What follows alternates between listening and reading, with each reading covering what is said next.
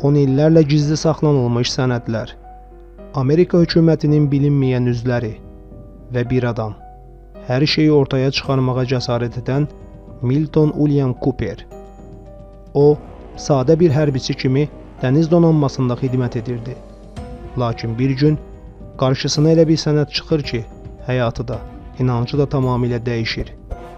Cooperə görə hökumət illərlə yad planetlərlə bağlı inanılmaz həqiqətləri xalqdan gizlədib və o, bu sirləri açmaq üçün həyatını risk atır.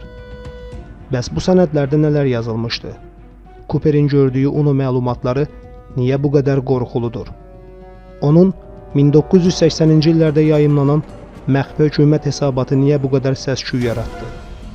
Bu videoda Amerikanın ən sirli sui-qəsd sənədlərindən birinə və Milton Cooperin sirli dünyasına birlikdə daxil olacağıq. Hazırsınızsa, o zaman bilinməyən gerçəklərin gizli dünyasına birlikdə addımlayaq. Amerikalı Milton William Cooper dünyanın tanınmış sui-qəsd nəzəriyyəçilərindən biridir. 1943-cü ildə anadan olan Cooper Amerika dəniz donanmasında xidmət edib. O, illər sonra dəniz donanmasında olan zaman Amerika hökumətinin uçan naməlum obyektlərlə bağlı gizli sənədlərini gördüyünü bildirir və onun bu sözləri sensasiya səbəb olur. Milton Cooperin məxfi hökumət adlı yad planetlərlə bağlı hesabatı 1980-ci illərdə mediada yayımlanır və bu, böyük rezonans yaradır.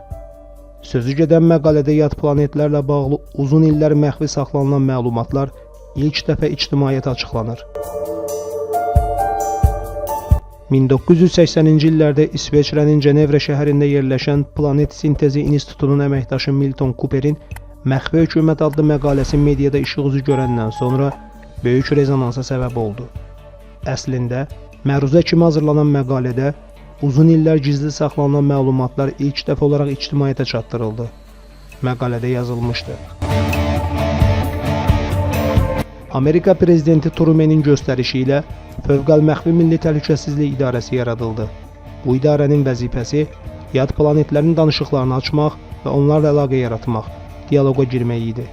Amma bu idarənin əsas vəzifəsi bütün yer üzünün istənilən nöqtəsində yad planetlərlə insanların rabitəsini aşkara çıxarmaq və bunun gizliliyini təmin etmək idi. Həmin layihəyə Sigma adını verdilər. Truman, SSR-i də daxil olmaqla öz müttəfiqlərinə məsələnin yalnız müəyyən qismini izah edir, uçan boşqabları bir mənalı şəkildə bəşəriyyət üçün təhlükə adlandırırdı. Hətta müttəfiqlər yad planetlərin nə zamansa yerə hücum edəcəyini nəzərə alaraq xüsusi müdafiə planı hazırlamışdılar. Bütün məlumatlar mətbuatdan gizli saxlanılırdı. Məlumatların məxfiliyini qorumaq məqsədi ilə mərkəzi Cenevrə şəhərində yerləşən Bilder-Durges gizli cəmiyyətini yaratdılar. 1954-cü ildə uzun saçlı yad planetlərin bir qrupu Amerikanın Halloween'dəki aviabazasına enir. Onlar Orion'dan gəldiklərini iddia edirlər.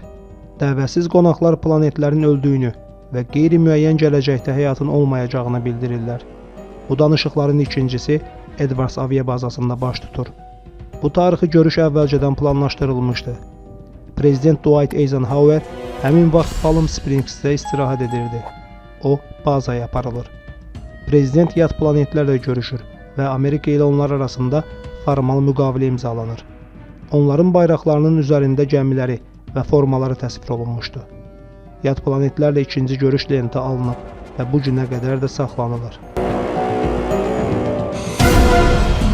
Yad planetlərlə imzalanmış müqavilədə qeyd olunur ki, yad planetlər bizim işlərimizə qarışmayacaq. Həmçinin Amerika onların işlərinə müdaxilə etməyəcək. Onların dünyada qalması isə gizli saxlanılacaq. Yad planetlər dünyada texnologiyanın inkişafına kömək edəcək. Bundan əlavə, yer planetində başqa bir ölkə ilə müqavilə imzalamayacaqlar. Həmçinin müəyyən vaxtlarda tibbi müayinələrdə istifadə etmək və inkişafı izləmək üçün insanlar oğurlanacaq. Lakin onlara heç bir zərər verilməyəcək.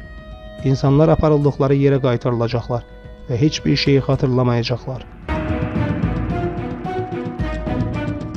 Bununla bağlı yeraltı sığınacaqların sayı və yeri məxfi qrifi adı altında saxlanılır. Bu yerlər Ağ Evin hərbi nəzarətindədir.